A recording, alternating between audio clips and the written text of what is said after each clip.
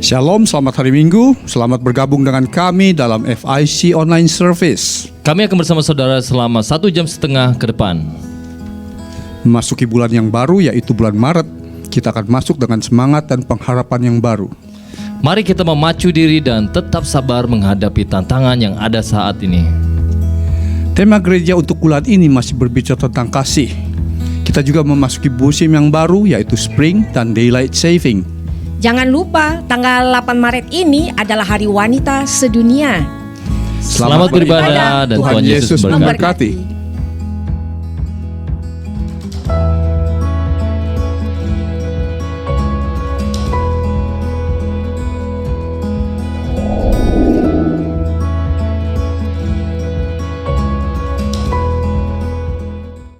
Haleluya. Selamat hari Minggu, jemaat yang dikasihi Tuhan, puji nama Tuhan. Pada hari ini kembali kita diberi kesempatan oleh Tuhan untuk dapat beribadah dan menikmati hadirat-Nya bersama-sama. Oleh sebab itu saudara, mari siapkan hati dan pikiran kita, Alkitab, catatan kita di samping kita akan sama-sama menikmati berkat firman Tuhan. Saudara yang dikasihi Tuhan, pada awal bulan Februari dan sepanjang bulan Februari sampai akhirnya pada saat ini kita masuk di minggu pertama daripada bulan yang baru, yaitu bulan Maret. Dan kita akan tetap masih membicarakan tema kasih ini saudara, yaitu bagaimana kita mengasihi Tuhan dan mengasihi sesama. Dan biarlah tema ini akan bisa saudara resapi dan bahkan masuk di dalam hidupan kita sehari-hari, dan percaya dan mengerti bahwa love is essential, kasih itu hakiki adanya.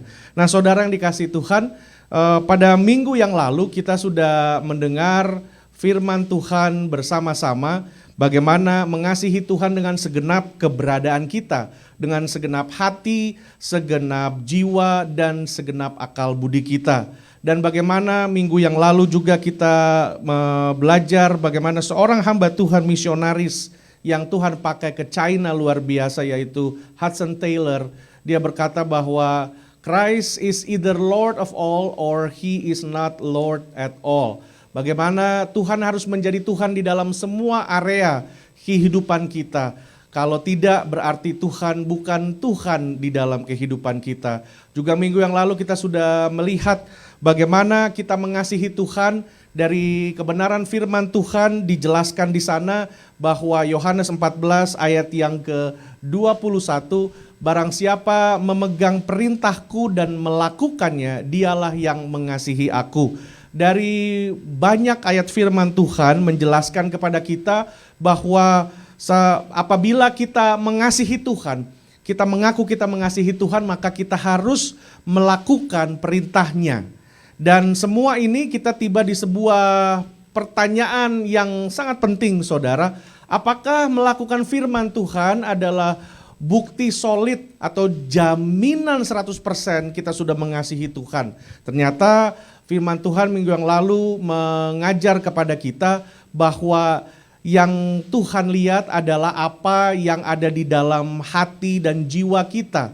Dan biarlah apa yang kita lakukan saudara, itu merupakan hasil atau buah dari apa yang sudah Tuhan kerjakan buat kita.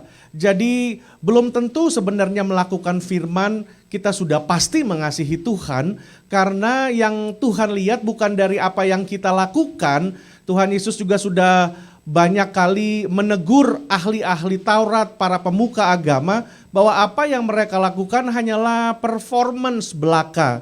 Dan bukanlah apa yang mereka lakukan itu yang menjadi motivasi dan isi hati mereka yang sesungguhnya. Karena itu minggu yang lalu kita sudah lihat bahwa ternyata kita harus memperhatikan apa yang ada dalam hati kita. Karena memang di dalam hati kita itulah timbul segala pikiran jahat dan segala dosa berasal dari hati kita saudara. Karena itu kita harus make sure, kita harus pastikan bahwa hati kita itu harus disucikan terlebih dahulu melalui firman Allah. Dan setelah itu, maka apa yang kita lakukan merupakan refleksi, merupakan buah, merupakan hasil daripada pekerjaan Tuhan yang ajaib di dalam hati kita, saudara. Karena itu hari ini kita akan lanjutkan dengan melihat sebuah contoh yang lain di dalam Alkitab. Bagaimana kita mengasihi Tuhan Allah kita yang hidup. Dan hari ini kita akan melihat sebuah contoh, yaitu yang sudah sangat familiar bagi kita semua. Bagaimana kehidupan Marta dan Maria. Nah, apabila saudara bisa membuka kebenaran firman Tuhan di dalam kitab Injil Lukas, pasal yang ke-10 ayat 38 sampai 42, demikian bunyi firman Tuhan.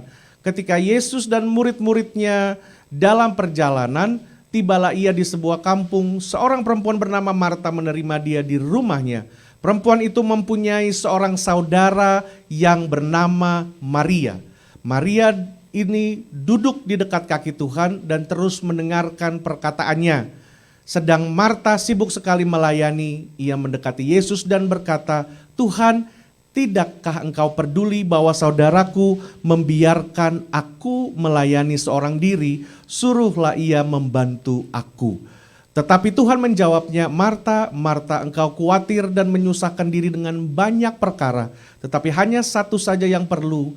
Maria telah memilih bagian yang terbaik yang tidak akan diambil daripadanya." Nah, saudara, di dalam perikop tersebut, saya ingin mengajak saudara untuk kita masuk secara berurutan, secara berangkai, dan biarlah ini saya akan memberikan satu landasan dan mengajak saudara untuk melihat bahwa di awal pasal 10 tersebut, sebelum kita masuk lebih dalam melihat apa yang terjadi di antara Tuhan Yesus, Marta dan Maria, kita akan mundur sedikit, saudara, ke pasal yang pertama, pasal 10 ayat yang pertama. Nah, di situ dikatakan bahwa kemudian daripada itu Tuhan menunjuk 70 murid yang lain, lalu mengutus mereka berdua-dua mendahuluinya ke setiap kota dan tempat yang hendak dikunjunginya. Nah, saudara bisa baca selanjutnya, tapi secara ringkas, saudara, ini menjelaskan kepada kita bahwa sebelum Tuhan Yesus tiba di kampung atau di tempat daerah tempat tinggal Marta, Maria, dan saudara mereka Lazarus, ternyata dari awal perjalanan ini Tuhan Yesus itu sedang melakukan serangkaian pelayanan penginjilan. Jadi Tuhan Yesus mau melakukan KKR, Tuhan Yesus mau melakukan penginjilan, karena itu dikumpulkannya 70 murid, lalu dibekali mereka, dipersiapkan mereka, dan setelah Tuhan Yesus mempersiapkan mereka dengan ayat 2 dan ayat 2 itu menunjukkan Tuhan Yesus mempersiapkan mereka dengan menjelaskan tuaian memang banyak tetapi pekerja sedikit. Dan setelah itu Tuhan Yesus mengutus ke-70 murid tersebut. Dan kita lihat dari pada saat itu, lalu ayat yang ke-17, saudara, kita lihat. Kemudian ke-70 murid itu kembali dengan gembira dan berkata, "Tuhan, juga setan-setan takluk kepada kami demi nama-Mu." Dan saudara, alasan yang lain mengapa saya menceritakan secara kontekstual dan secara struktur daripada perikop Marta Maria, karena ada sebuah kebenaran benang merah yang cukup tebal dari ayat pertama sampai ayat di mana Marta, Maria, dan Tuhan Yesus berinteraksi. Karena itu ada sebuah benang merah, bahkan dari minggu yang lalu kita ada kebenaran yang akan terus mengalir sampai pada firman Tuhan hari ini, dan terus di dalam pasal yang ke-10 ayat yang pertama, seterusnya sampai ayat 38, bagaimana kisah mengenai Marta dan Maria ini. Di sini dikatakan, saudara, perhatikan ayat yang ke-17. Jadi murid-muridnya setelah diutus Tuhan Yesus, ke-70 murid ini kembali dengan dikatakan dengan gembira, dengan bersukacita. Dan mereka menyatakan sukacitanya itu kepada Tuhan. Tuhan, juga setan-setan takluk kepada kami demi nama-Mu. Lalu dari situ ayat yang ke-20 Tuhan Yesus menekankan perkataannya. Namun demikian janganlah bersukacita karena roh-roh itu takluk kepadamu. Tetapi bersukacitalah karena nama-Mu ada terdaftar di surga. Ada terdaftar di surga. Nah inilah saudara, saya mau kasih satu clue bagi Bapak Ibu Saudara. Satu hal yang menjadi dasar di dalam apa yang terjadi dengan Marta dan Maria, saya kasih kepada saudara adalah distraction. Banyak gangguan. Nah saudara, di dalam pelayanan Tuhan Yesus sudah katakan di sana bahwa murid-muridnya bersuka cita, tetapi Tuhan katakan no. Kamu jangan cepat-cepat celebrate too early. Jangan cepat-cepat menjadi lupa diri. Jangan cepat-cepat menjadi sombong. Tetapi biarlah apa yang kamu lakukan itu genuinely, secara tulus lahir dari hatimu. Dan biarlah apa yang kau lakukan itu engkau harus percaya bahwa namamu tercatat di surga. Bahwa apa yang engkau lakukan, engkau bukan sedang mencari pengakuan manusia, atau engkau bukan sedang memenuhi hasratmu, atau memenuhi kepuasanmu, atau memenuhi sebuah perasaan di mana engkau dapat merasa aku ini orang baik, I'm worthy enough, dan segala macam perasaan-perasaan yang hanya sekedar bentuknya perasaan, tetapi harus melihat lebih daripada skop itu dengan memperhatikan apa yang tidak kelihatan. Karena apa yang kelihatan bersifat sementara dan yang tidak kelihatan bersifat kekal. Dan Tuhan Yesus menekankan biarlah engkau bersukacita karena namamu ada terdaftar di surga. Amin saudara. Namamu ada terdaftar di surga. Ada banyak kali engkau melakukan pelayanan, engkau tidak dihargai, tidak seorang pun manusia memberikan engkau pujian dan segala macam. Tetapi engkau harus ingat apa yang engkau lakukan kepada Tuhan dan namamu terdaftar di surga. Nah ini sebuah benang merah yang terus akan kita lihat sampai kepada interaksi antara Maria, Marta dan Tuhan Yesus saudara. Lalu dilanjutkan lagi dari ayat yang ke-21 sampai ayat 36, dikatakan kalau saudara lihat ayat yang pertama tadi, bahwa kemudian Tuhan Yesus mengutus mereka berdua-dua mendahuluinya. Jadi murid yang ke-70 diutus jalan duluan, Tuhan Yesus juga jalan juga sendiri.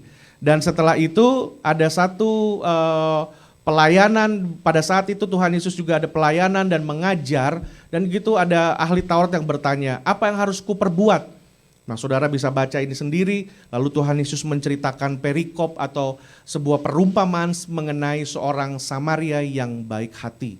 Dan dari situ saudara bisa bayangkan bagaimana Tuhan Yesus secara manusia dia sudah melakukan penginjilan, melayani, mengajar dan segala macam, dan akhirnya dia sebagai manusia juga dia mau beristirahat sejenak. Dia pergi ke tempat Maria dan Marta, saudara. Nah, Maria, Marta dan Lazarus merupakan salah satu sahabat Tuhan Yesus yang terdekat. Salah satu sahabat Tuhan Yesus yang terdekat. Nah pada saat Tuhan Yesus pergi ke tempat Marta, Maria dan Lazarus, di sana kita bisa melihat bagaimana interaksi mereka. Namun sebelum lebih lanjut saudara, saya akan ada satu pertanyaan. Bahwa waktu Tuhan Yesus datang ke tempat mereka, rumah tersebut sebenarnya siapa yang punya saudara? Siapa yang punya rumah tersebut? Who owned this house? Apakah yang punya Marta, Maria, atau Lazarus, saudara? Nah kita bisa kembali ke ayat yang ke-10, ayat yang ke-38, dikatakan di sana, ketika Yesus dan murid-muridnya dalam perjalanan, tibalah ia di sebuah kampung, seorang perempuan bernama, siapa saudara? Marta. seorang perempuan bernama Marta menerima Tuhan Yesus di rumahnya. Kenapa saya tekankan ini saudara? Karena ini sangat penting untuk kita lihat bagian firman Tuhan yang lain. Jadi kita sekarang mengerti, kita tahu bahwa Tuhan Yesus diterima atau bertamu di rumahnya Marta. Marta ini anak tertua. Adiknya dia itu Maria dan adiknya lagi Lazarus. Nah saudara, apabila kita melihat dan mengerti kebenaran ini, maka kita bisa melihat firman Tuhan ini juga secara kontekstual bahwa pada masa itu saudara, seorang tuan rumah harus melakukan yang namanya penerimaan atau keramahan. Jadi bisa dilihat di sana mereka harus bisa menyatakan kepada tamu hospitality. Jadi inilah yang Marta lakukan. Karena apa saudara? Marta tuan rumah. Marta yang punya rumah. Marta bukan seorang wanita yang kebetulan tinggal di rumah itu. Marta bukan seorang pembantu atau pelayan yang occasionally dipanggil kalau ada tamu, kalau ada sesuatu yang terjadi di rumah untuk bantu masak, bantu siap-siap dan lain-lain. No, Marta ini orang yang punya rumah itu. Jadi sebelum kita terlalu fokus kepada Marta, dan secara tidak sadar kita terbawa untuk mulai cepat-cepat menilai dia, menghakimi dia, karena memang saudara perikop tersebut dari saya sekolah minggu itu memang kelihatannya kecenderungannya bahwa ya yang salah, yang bad is Marta. Nah saudara, sebelum kita sampai kepada segala sesuatu penilaian dan memojokkan, menyudutkan Marta, sebelum itu kita back up a little bit, kita jangan cepat-cepat, kita lihat secara keseluruhan bahwa memang Marta yang dia lakukan ini awalnya bukanlah sesuatu yang salah saudara. Awalnya bukan sesuatu yang salah, awalnya bukan sesuatu yang berdosa, awalnya bukan sesuatu yang merugikan diri sendiri, tetapi kita bisa lihat bahwa sikap Marta, respon Marta merupakan sebuah sikap yang noble, yang terhormat, yang baik, karena memang sebagai seorang tuan rumah, kalau ada orang yang berkunjung di rumah saudara, biasalah, apalagi kita ini orang timur saudara, kita banyak sekali atribut-atribut atau kebiasaan-kebiasaan yang kita harus melayani tamu lah gitu. Ayo Pak, udah minum belum? Udah makan belum? Ya kan? Walaupun mungkin tamunya udah 3 kali makan buffet, tapi tetap ditanyain aja saudara. Udah makan, udah minum semua, mau minum apa? Minum air putih, teh hangat, segala macam saudara.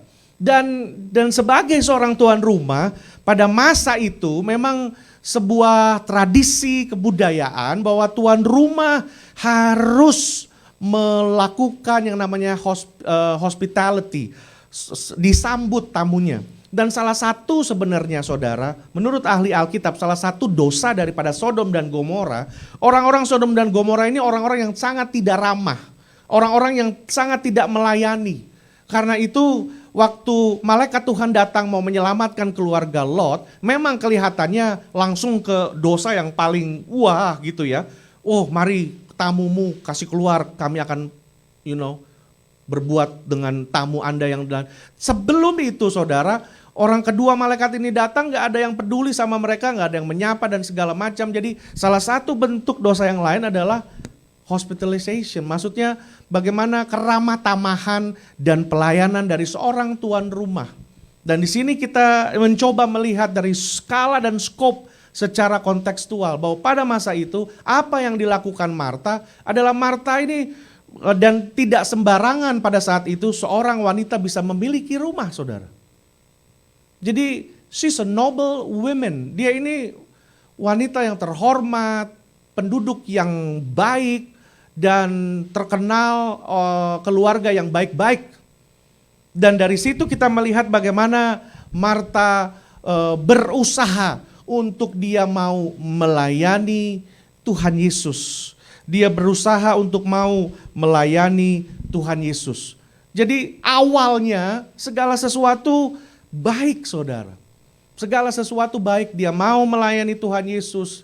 Dia mau mempersiapkan segala sesuatunya dengan excellent.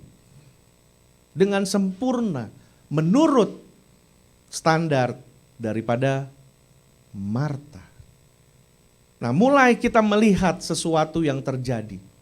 Jadi dari situ kita lihat Bapak Ibu Saudara bahwa Marta ini orang yang memang terpandang dan segala sesuatu, bahkan dari tujuan Lukas menulis kitab Lukas ini, sebenarnya Lukas lagi mau memberitahu bahwa pada masa itu ada sebuah stigma bahwa wanita itu hanya dunianya ada di dapur dan sekitarnya. Nah, ini sebuah stigma yang mungkin masih ada, tapi mungkin sudah jauh lebih berkurang sampai pada di abad 21 ini.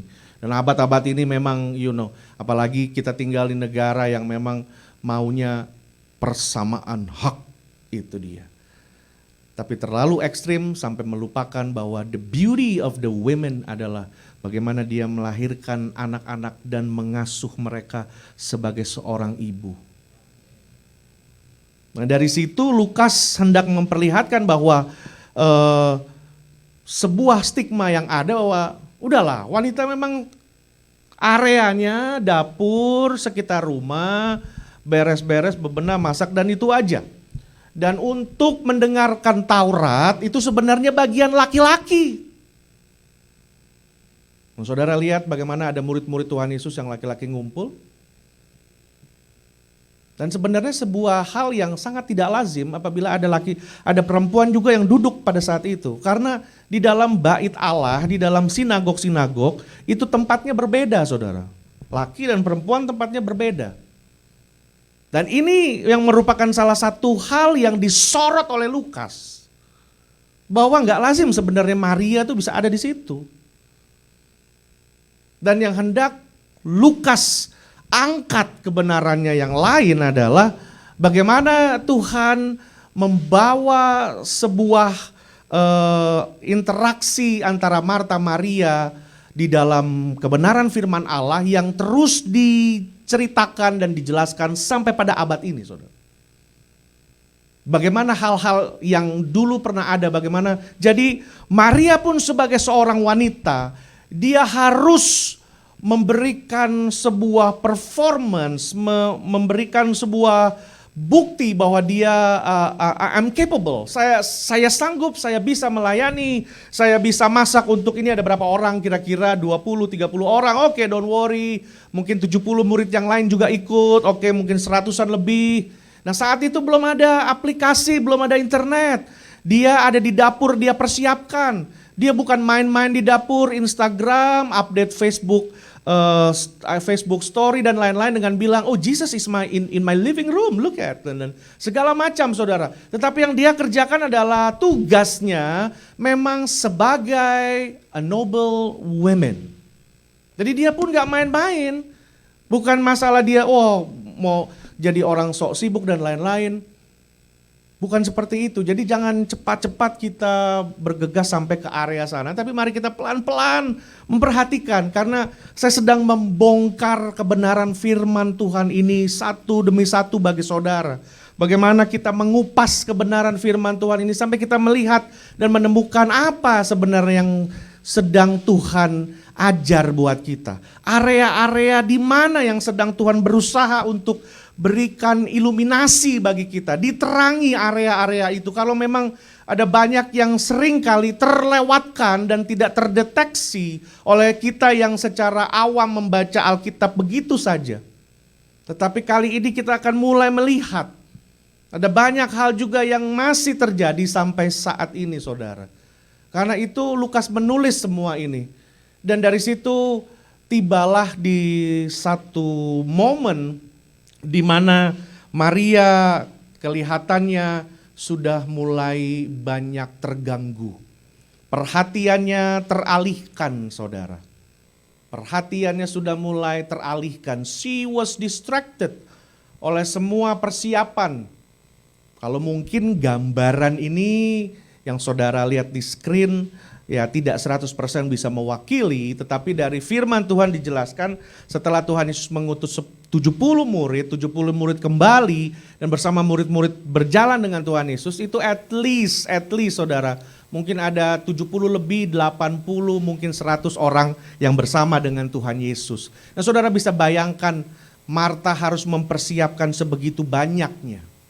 Jadi mungkin dia lagi coba rebus, persiapkan segala macam barbecue dan segala macam makanan yang dia pikir oke, ini harus ada main course, harus ada side dishes, harus ada opener food juga sebelumnya.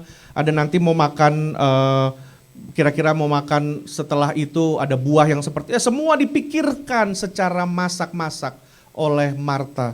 Tetapi di dalam semua itu yang dia sedang kerjakan, saudara, dia mulai teralihkan pandangannya. Dia mulai teralihkan akan suara-suara yang lain. Jadi sebenarnya saudara, di dalam kita mengiring Tuhan, bukan berarti bahwa orang Kristen tidak boleh kerja. Bukan berarti orang Kristen harus berdoa terus, gak usah kerja. Karena Tuhan lebih suka Maria daripada Marta. Sebenarnya bukan itu yang jadi isunya, bukan itu yang Tuhan lihat. Karena Tuhan pun, firman Tuhan bekerja, Allahku, Bapakku bekerja sampai saat ini. Pada waktu kita bekerja, kita sedang melakukan, kita sedang organ dan segala macam kuasa dan kemampuan yang Tuhan berikan, kita sedang fungsikan, saudara. Kalau Tuhan kasih kita talenta, kemampuan, daya berpikir, daya nalar, dan segala macam yang Tuhan berikan buat kita, pada saat kita bekerja, sebenarnya kita sedang mengoperasikan apa yang Tuhan berikan buat kita. Karena itu kita juga harus bekerja sebaiknya. Bukan berarti Tuhan anti terhadap gak usah bekerja, berdoa aja, enggak usah. Dan sempat ada masa-masa di mana orang-orang Kristen mempunyai mungkin satu sikap hati yang ya udah Pak, kita berdoa aja, ikut sama pimpinan roh, ngeflow, kita mengalir saja. Nah biasanya saudara, kecenderungan orang-orang yang sering berkata begitu, orang-orang yang tidak pernah melakukan persiapan, yang tidak pernah latihan, tidak pernah belajar dan lain-lain, just let it flow, just orang sini, orang Amerika bilangnya just wing it, udah gitu aja saudara. Bukan itu yang Tuhan maksudkan. Tetapi yang Tuhan lihat di sini, engkau juga harus bekerja, engkau juga harus berdoa, kita juga harus melayani Tuhan dan kita harus ada saat teduh dengan Tuhan. Tetapi yang Tuhan lihat adalah pada saat Marta sedang mempersiapkan semuanya, dia mulai pikirannya, perhatiannya mulai teralihkan. Mulai suara-suara yang lain mulai masuk ke dalam hatinya. Dan dari situ kita melihat saudara, bahasa asli daripada distracted adalah periespato. Periespato ini yang kita pakai dalam bahasa Inggris dengan kata distracted. Periespato. Yang artinya it means to have one's attention drawn away by the burdens of one duties. By one duties. Jadi dikatakan bahwa bagaimana fokus kita, perhatian kita bisa terganggu, bisa buyar, perhatian kita bisa tertarik, bisa diganggu, bisa drawn away, bisa perhatian kita bisa terhanyutkan oleh beban daripada pekerjaan itu. Jadi kita udah gak ketemu joy-nya lagi, hilang. Dan bukan hanya itu saudara, tiap-tiap hari bukankah kita hidup di dalam dunia yang serba bising. Dunia yang selalu senantiasa saudara berusaha menarik kita, pull us apart, menarik kita kiri, kanan, depan, belakang, atas, bawah. Dengan apa saudara? Dengan apa yang harus kita kerjakan. Martha mulai distracted because of her to-do list. To-do list. Dengan segala macam yang harus dikerjakan saudara. Wah mesti begini, ini mesti begini. Pagi-pagi bangun, waduh ini mesti cari ke sini, mesti urus ini. Mesti ini dibenerin, mesti segala macam saudara. Bukankah kita hidup di tengah dunia yang seperti itu? Walaupun dengan adanya kecanggihan teknologi, handphone, iPhone dan segala macam. Justru lewat semua itu kita makin menjadi orang yang susah untuk fokus. Susah untuk bisa put our attention. Karena banyak yang terjadi saudara. Banyak yang ting-tang-ting-tung. Banyak sekali notification dari hal-hal yang akan membawa kita jauh dari sebenarnya apa yang paling terpenting saudara. To allow one's attention to wander. A worldly attitude due to unbelief. Nah, di sini kita melihat bagaimana Martha's mind began to be pulled in every direction. Nah, kita melihat bagaimana dia mulai merasa terganggu ini, saudara. Dan dari sini kita melihat bahwa ada banyak sekali yang terjadi dalam hidup kita. We instinctively become self-absorbed, idol-thirst people. Kita gampang sekali terjebak dan terjatuh di dalam hal-hal di mana Tuhan yang bukan lagi kita sembah, melainkan kita menyembah banyak hal akhirnya saudara. Karena kita ditarik kiri kanan. Dan pada akhirnya kita melihat the human heart is an idol making factory. Karena dari situlah saudara saat kita ditarik dari berbagai arah, hati kita udah gak bisa lagi memberikan atensi kita kepada Tuhan, atensi kita kepada hal yang paling baik, paling penting dalam hidup kita, sehingga kita mulai melihat hal-hal yang lain saudara. Dan di sini kita mulai merasa terganggu dan apa yang terjadi juga dengan Martha dan Maria, halnya sama seperti itu saudara. Nah, saya akan bagikan kepada saudara bahwa apa yang terjadi dengan Martha ini, yang pertama karena dia sudah mulai teralihkan perhatiannya, get distracted. Jadi yang terjadi pertama apa yang terjadi mulai di pikirannya, dia mulai memikirkan reputasinya dia. The applause of her friends and family, maintaining her reputation as become Martha Stewart of the first century. Dia mulai memikirkan, karena sekali lagi, makanya saya cerita dari awal kan saudara, yang punya rumah ini Martha. Dan Martha ini a noble woman dan seseorang yang terpandang dan orang tahu ini wanita baik-baik, mungkin punya pekerjaan yang baik dan segala macam. Dan pada saat itu banyak orang yang bertamu ke rumahnya dan dia dari sedang dia bekerja, karena dia sudah mulai terdistract, dia sudah mulai teralihkan, akhirnya masuklah dia satu pikiran itu ke dalam hatinya, reputasi. Waduh, ini kalau makanan gak selesai, kalau nasinya gak cukup, waduh apa kata dunia? Kan saudara? Apa kata dunia? Dia mulai memikirkan reputasinya dan lain-lain saudara. Saudara, apabila saya menjelaskan hal ini, ternyata ada juga seperti Martha Spirit. Karena semua pada akhirnya kalau dilakukan bukan dengan hati yang tulus, tetapi hati yang terombang-ambing, hati yang tidak fokus, hati yang distracted, yang hanya memikirkan reputasi, maka akhirnya saudara bisa melihat dari awal abad-abad pertama, dari gereja-gereja yang mulai berdiri khususnya di Eropa. Orang-orang mulai memikirkan, udahlah kita kan ini bikin ini buat Tuhan. Kenapa kita nggak bikin yang terbaik? Kalau kita ketemu di dalam cuma gedung biasa, bikinlah gedung yang bagus buat Tuhan. bikinlah temanya tema-tema gotik. Makanya saudara kalau pergi ke Eropa, lihat bangunan-bangunan yang seperti itu. Saya bukan mengatakan bahwa itu semua salah, tidak saudara. Bukan seperti itu. Tapi kembali, kalau sesuatu yang keluar lahir dari ketulusan motivasi kita kepada Tuhan, it's great, itu yang Tuhan memang inginkan. Tapi kalau hanya semata-mata apa yang dipikirkan, wah kita mesti bikin yang bagus dong. Apa kata orang? Bangsa kita ini bangsa yang punya akhlak tinggi, bangsa yang berbudaya. Bikinlah sesuatu yang baik, bikinlah gereja yang megah dan lain segala macam. Kalau buat Tuhan, mesti juga musiknya yang hebat dong. Dan saya memang tumbuh besar di gereja yang masih pakai buku kidung kesukaan, kidung pujian. Lagu-lagu himne yang diciptakan manusia luar biasa indahnya saudara.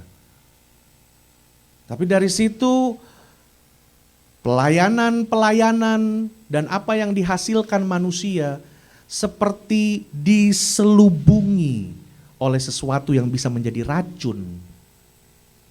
Karya yang indah yang lahir buat Tuhan luar biasa.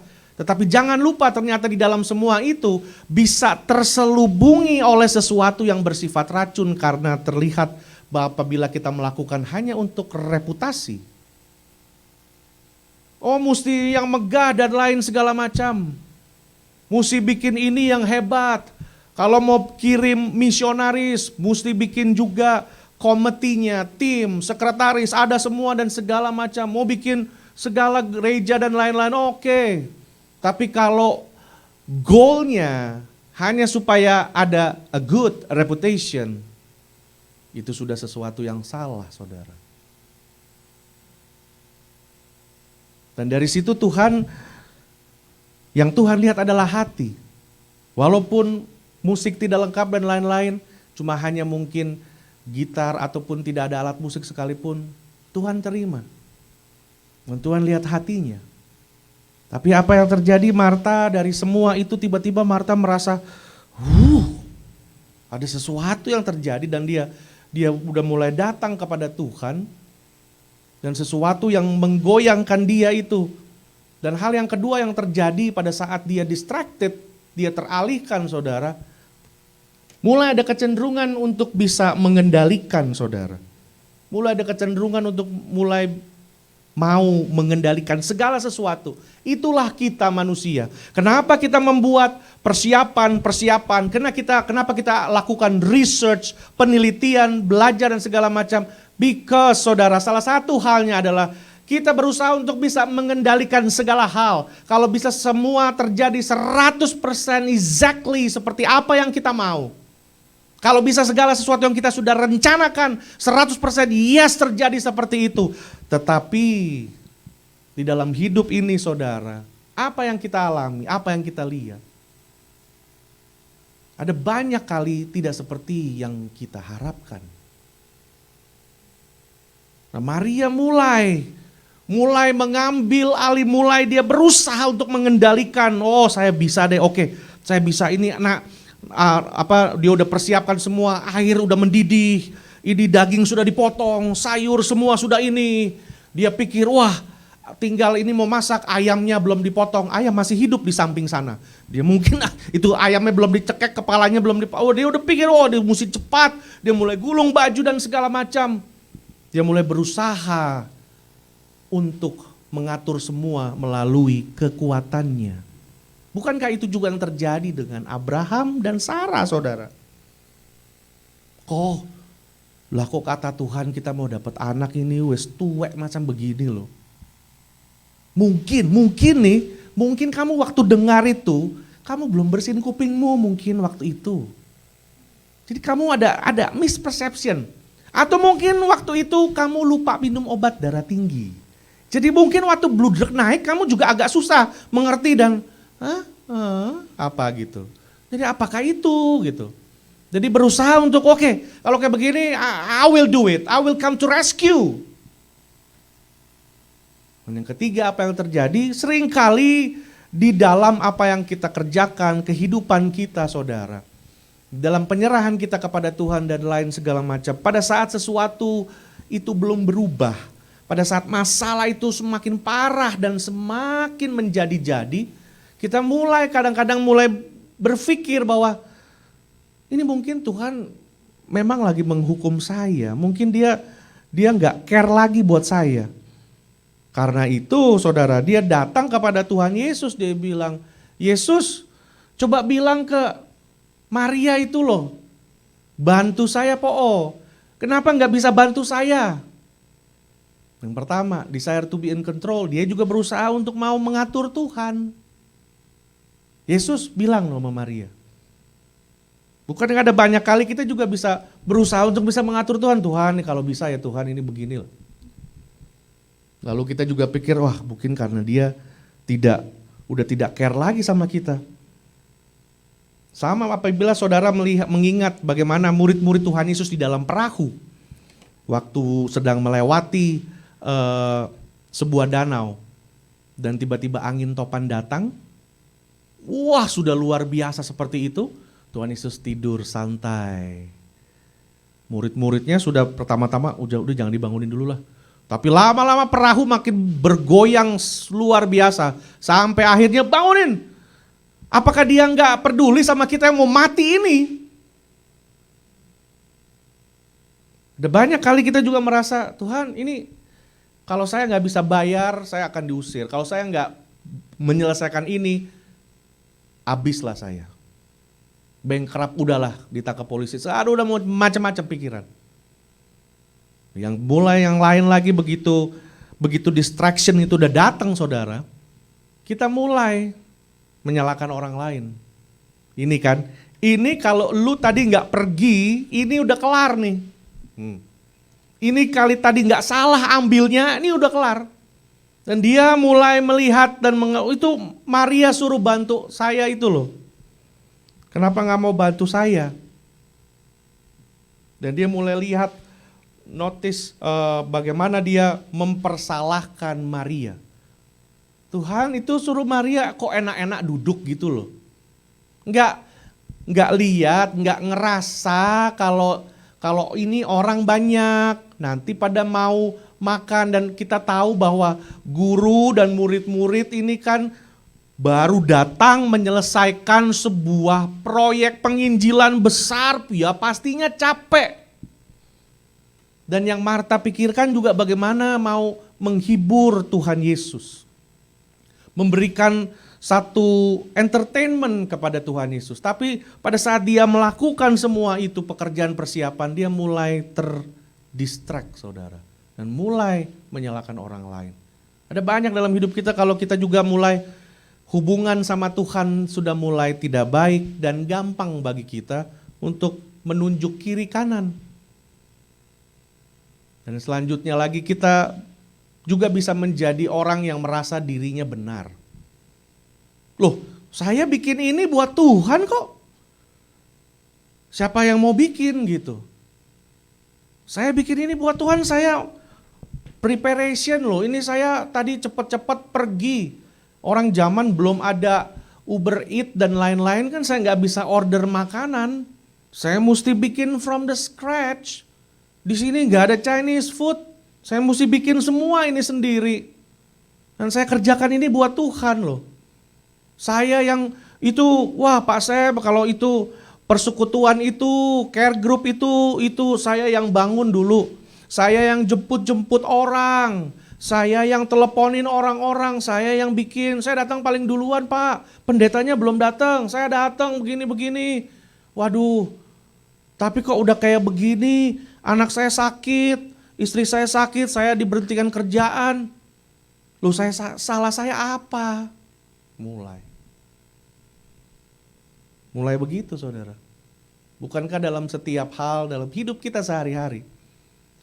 Dari kita mulai menyalahkan orang sampai hari kita mulai melihat diri. Apa yang salah ya? Perasaan udah semua. Saya udah melayani, saya udah ke gereja, udah memberi persembahan, perpuluhan semua. Saya setia apa, kok bisa terjadi begini? Ada banyak kali kita lupa bahwa kita hidup di dunia yang sudah terpolusi oleh dosa dan segala sesuatu di dunia ini tidak akan menjadi lebih baik tapi akan menjadi jauh lebih buruk saudara. Nah kita lupa bahwa segala sesuatu bisa terjadi, orang bisa kena sakit, bisa ada virus keluar, bisa ada kecelakaan, bisa ada bencana alam dan lain-lain. Semua bisa terjadi. Bukan berarti terus Tuhan lagi marah seperti apa dengan kita. Bukan juga kadang-kadang kalau kita sudah koreksi diri, memang tidak ada apa-apa yang terjadi, ya udah kita terima bahwa ini memang alam yang punya urusan. Dan Tuhan izinkan semua itu terjadi. Dan dari situ kita mulai belajar, wah bahwa Marta lihat, Maria kok enak-enak, saya ini loh udah repot. Saya ini udah keringetan habis, ini udah panas. Zaman itu juga nggak ada AC dan lain-lain saudara. Nah kita melihat dan yang terakhir di sini kita lihat, nah kita mulai mau memanipulasi Tuhan dan mulai kita berusaha untuk memanipulasi orang-orang lain. Lord, tell her to help me. Tuhan, tolong nih, kita nggak ada yang main musik apa lengkap sini, tolong kirimkan orang-orang untuk datang main sini. Saya pernah doa begitu juga saudara. Pengakuan nih, iya. Tapi ya banyak yang salah juga. Tapi kita mau lihat Bapak Ibu Saudara bahwa yang terutama di dalam segala sesuatu khususnya yang Maria, Marta dan Tuhan Yesus ini. The problem is when the distraction of many take away the ability to capture the one, the good part. Makanya ayat yang awal itu saudara bisa lihat bahwa ayat 42, tapi hanya satu saja yang perlu. Maria telah memilih bagian yang terbaik, itu dia. Bagian apa? What was that? Itu bagian apa yang bagian satu saja yang perlu. Dan itu tidak akan pernah diambil olehnya. Jadi kita lihat di sini saudara, the problem is when the distraction of many take away the ability to capture the one that good part. Sering kali kalau kita mau pergi, mau liburan apa begitu misalnya saudara, persiapan semua. Nanti udah di perjalanan apa, wah kita udah mulai, apalagi khususnya bagi kami atau mereka yang baru berumah tangga, anak-anak masih kecil-kecil dan lain-lain. Waduh, dan di sepanjang perjalanan akhirnya kita jadi lupa untuk capture the moment. Untuk hey, we are here now. Let's have fun. Let's have some fun. Tapi kita lupa bahwa wah itu udah pup di celana, kita lupa ini. Kamu tadi ini bensin udah mau habis. Siapa suruh kamu tadi malam gak isi persiapan? Akhirnya suami istri bisa ribut, anak-anak bisa ribut dan lain-lain. And we don't even able to be captured that one moment. Lagi makan juga begitu, lagi makan gini. Jangan makan dulu. Even jangan berdoa dulu. Kita foto dulu makanannya, ya kan? Jadi apa itu? Nggak ada yang salah dengan itu semua. Tapi kalau udah makan, udah lupa untuk kita berfellowship, salah juga saudara. Atau makan, kita fellowship, kita ngomong terus. Padahal itu, mie-nya enak banget. Let us enjoy that noodle for a while. Waduh, biarin. Tapi ini dari makanan belum datang, sampai bill datang, ngomong terus. Kita lupa, what is to capture that moment. Kita juga enjoy the food and enjoy our conversation. Habis that, okay, let's talk, let's chit chat. Di dalam rumah tangga pun saudara ada orang bisa kita semua dari awal, oh you are my soulmate. Sampai anak-anak gede semua kita berubah jadi soulmate menjadi roommate. Karena we lost the engagement. Harus engaging. Nah belakangan ini saya baca satu buku dan saya dengar satu siaran radio itu saudara. Focus on the family, berbicara tentang bagaimana hubungan-hubungan itu dapat kita pelihara. Bahwa spend at least one day 10 minutes conversation yang engaging. Yang benar-benar berdua aja. Karena our family is not kid center. Bukannya semua tentang anak-anak, tapi tentang Tuhan dan tentang kasih. Kalau papa mama lagi ngomong berdua, and we kiss each other, biar anak-anak lihat. And don't bother us, supaya mereka lihat. Oh. Dan dari kita bercakap-cakap satu kali, saya sama Peggy lagi ngobrol-ngobrol, lihat-lihat. Nah saya juga ya suka lah saudara, kayak truk gitu ya saudara, apalagi F-150, waduh bagus gitu. Kayaknya masculinity-nya bisa bertambah kalau naik itu gitu ya. Jadi apalagi Raptor dan lain-lain. Nah saya lihat, lagi drive. Tuh ada Ford 150 bagus tuh. Nah Peggy untungnya engaging. Hah, mahal kali ya itu ya? Iya sih mahal, tapi kenceng itu. Waduh kenceng banget, very agresif. Oh ya? Itu gimana gini-gini? And then we talk.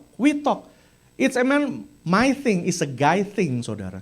Tapi banyak kali yang perempuan kalau udah dengar kayak begitu bilang, don't even think about it, gak ada duit kita beli kayak begitu. Nggak usah banyak-banyak khayal lah kayak begitu, udah diem. Akhirnya pembicaraan stop sampai di situ aja udah. Nggak berlanjut kemana-mana, udah oke, gue diem aja. engaging, dari coba hal sederhana. Satu kali Peggy pulang, lihat nih, tahu gak nih harganya berapa nih, originally berapa? Saya lihat, terus saya kan kalau kayak baju perempuan mana saya tahu gitu, it's not a guy thing, it's not a man thing, itu punya urusan dia lah. Kayak salah satu hari dia minta saya beli tomat hijau. Bayangan saya tomat kan biasa merah, nah ini cari aja yang hijau, tapi bukan pepper gitu kan, yang gede kan ada pepper juga. Bolak balik cari, sampai saya Google, nggak tahu namanya tomatilo apa tomatio. Saya cari lihat-lihat, ini ternyata tomat itu bentuknya kecil kayak squash, tapi dibungkus sama kayak daun. Dibuka daunnya, kayak ada tomat kecil. Nah, itu kan urusan perempuan, bagaimana bisa tahu? Kayak beli kacang panjang ada buncis semua, bagaimana membedakannya? Saya nggak tahu saudara. Jadi nah begitu Peggy pulang bawa itu, saya lihat ini, tahu nggak originally berapa? Saya lihat, saya pikir, karena saya juga demen kalau ada yang kayak murah-murah gitu, saya pikir $100 tuh. Saya bilang, no, ini 105. Ya iyalah masih 100 juga itu. Tapi at least we engaging. Dan dia mulai cerita, oke, kamu tahu aku bisa dapat berapa nih? $23. Wah murah tau nggak? Oh ya, kok bisa sih ini. Nah kita jadi ngomong, kita jadi ngobrol.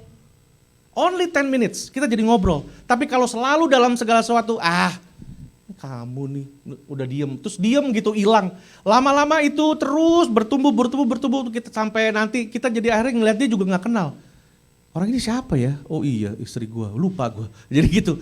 Jadi saudara belajar untuk engaging. Maksud saya engaging dalam pembicara itu hal yang sangat praktis sekali sih. Tapi saya sangat diberkati waktu saya dengar baca bukunya, lalu saya dengar di radio ada orang kesaksian tentang itu.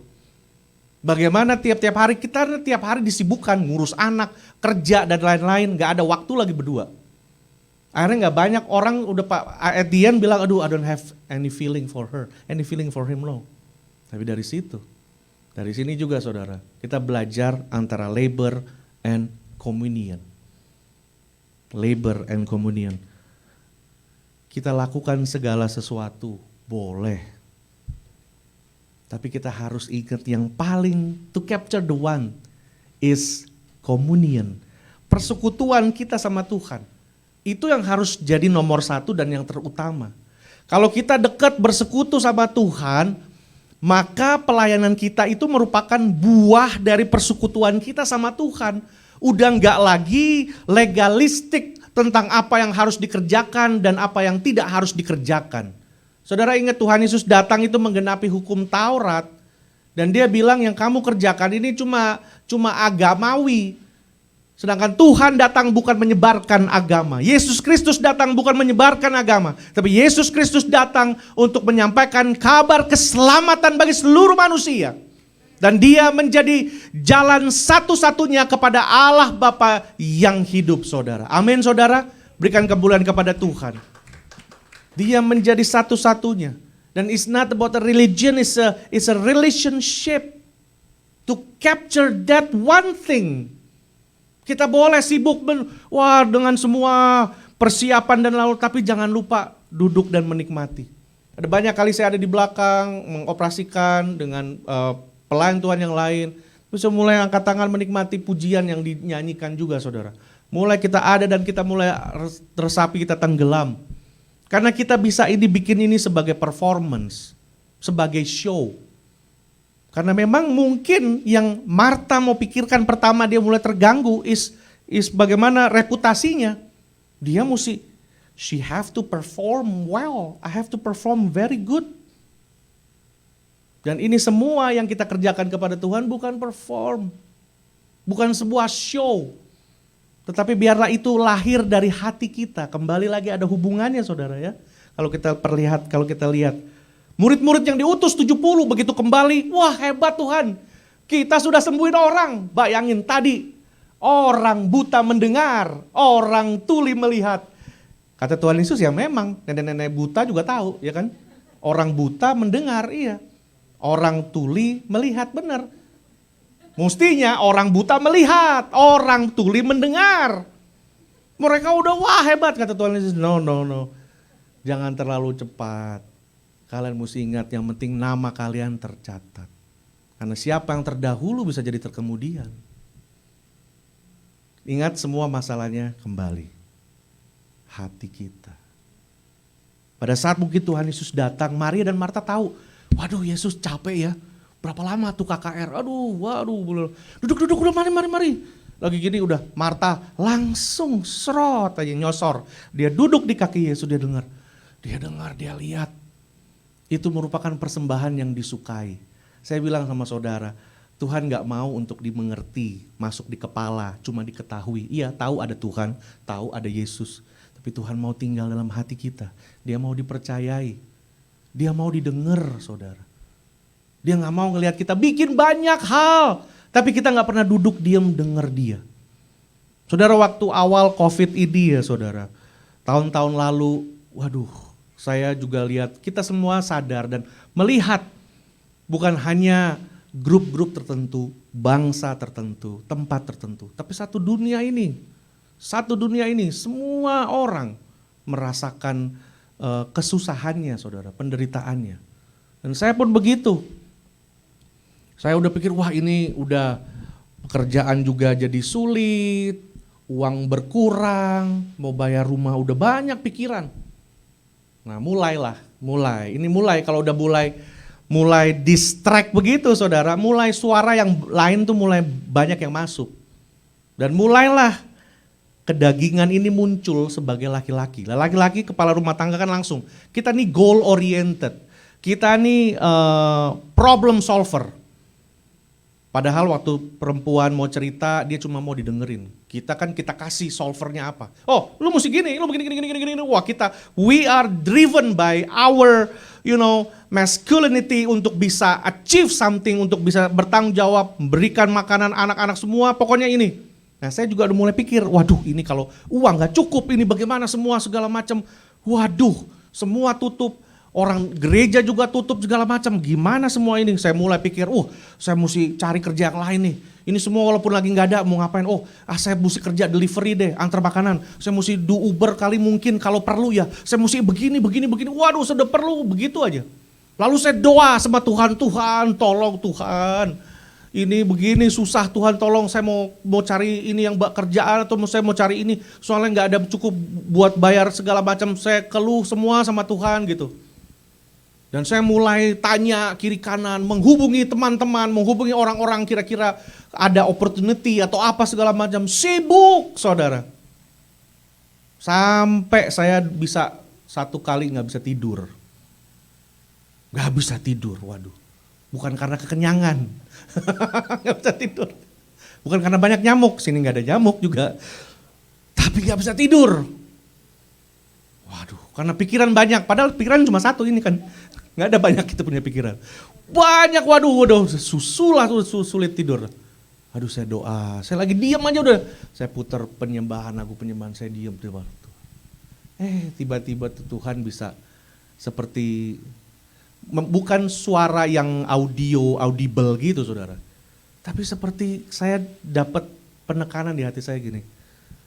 Sam, lu sibuk ya, ngatur itu. Gak perlu pusing masalah itu. Saya juga tahu kok yang lagi kejadian begitu. Tapi saya mau you spend time sama saya, duduk sini lah. Gak usah datang bilang kamu perlu apa, kamu minta apa. Saya tahu, saya bapakmu, saya tahu kamu perlu itu. Tapi kamu duduk nih, kamu sekali-sekali duduk, spend time sama saya duduk gitu. Just listen and enjoy sama saya. Supaya kamu nanti kalau kamu mau bekerja, mau apa, semua itu tergantung dari satu hal, ini dia. Satu hal ini memegang banyak hal, kalau hal ini bekerja kita pegang semua saudara, hal yang lain will work. Tapi kita seringkali kita work ini, kerja semua gak ada yang jadi. Gak ada yang jadi, gak ada yang benar. Tapi Tuhan bilang satu ini Sam. Just be in my presence, udah. Karena pada saat kamu diam, aku akan berikan kamu kekuatan, ketenangan. Nanti aku yang urus semua itu. Wah, dari situ saudara, baru saya lihat Tuhan. Sama itu yang terjadi, exactly the same. Sama waktu Kalista mau lahir, dulu juga gitu. Kalista mau lahir. Saya ada mobil sedan kecil, Peggy juga ada mobil sedan kecil. Ya biasa, ini kan namanya rumah tangga. Mulai bilang, wah nanti mamaku mau datang. Wah mamanya Peggy mau datang. Wah mertua nih saudara mau datang kan.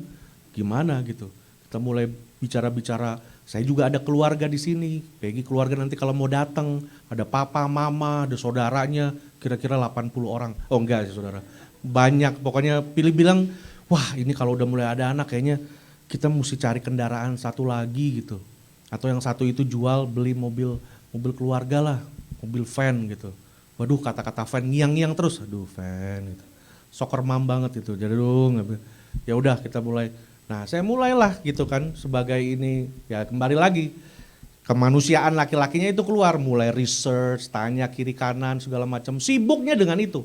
Doa sama Tuhan, tapi doanya yang minta, Tuhan kami perlu mobil, begitu aja. Doa terus, minta, doa sih doa. Kalau dibilang, oh kita melakukan ini, saya doa kok sama Tuhan gini. Doa begitu, sampai satu hari juga nggak bisa tidur karena Peggy bilang minggu depan si Mami datang. Waduh minggu depan datang gini. Masa mau jemput pakai shuttle, aduh gimana, apa kata dunia gitu ya. Anak kawin sama pendeta hidupnya susah, aduh Tuhan gitu kan. Ini malu-maluin kembali, reputasi berputar lagi. Tuhan cilakalah Tuhan ini. Nanti kalau dia begitu dia nanti kalau waduh nanti Mami di sini aja terus. Nah itu lagi susah lagi kalau begitu nanti Tuhan. Mau gimana ini? Ini minggu depan udah mau datang, kita mau jemput pakai apa? Aduh, nanti anak ini udah mau brojol lagi nanti kalau waduh semua lah tuh. Nanti kalau maksudnya kalau kendaraan besar tuh kalau keluarganya Peggy datang, saya juga ada papa mama di sini, ada keluarga adik-adik saya. Nah kalau mau kemana tuh kan jadi kita nggak kayak orang kampungan mobil 3, 2 gitu. Satu mobil lah cukup gitu kan. Lagi pula nanti itu anak pertama ya nanti kalau Tuhan kasih yang kedua gitu. Saya aimingnya kira-kira sih 7 anak tapi Peggy nggak mau gitu. 7 katanya sayanya yang mesti melahirin ya nggak bisa. Jadinya udah. Nah, dari situ wah sampai satu malam minggu depan datang mulai malam itu nggak tidur lagi saudara. Nggak tidur lagi. Waduh mulai pikir lagi begitu. Tuhan bisa ngomong lagi saudara. Bilang wah Sam sibuk ya. Mau anak pertama sibuk ya katanya, sibuk iya sibuk Tuhan gitu. Lu sibuk nanya-nanya yang lain, nanya itu, nanya ini, nanya si A, nanya si B, nanya semua. Tapi kamu nggak pernah tanya saya loh. Kamu cuma minta, kamu nggak pernah nanya saya. Kamu nanya kayak ke saya Tuhan maunya apa? Tuhan mau saya mobilnya apa? Tuhan mau saya ngapain sih? Kamu tanya saya Sam, kamu tanya Tuhan tuh kalau seneng, kalau suka, Tuhan sukanya mau diapain? Nah itu saudara. Kita kalau pasangan kita tahu dia suka warna apa, dia suka makanan apa, kita tahu.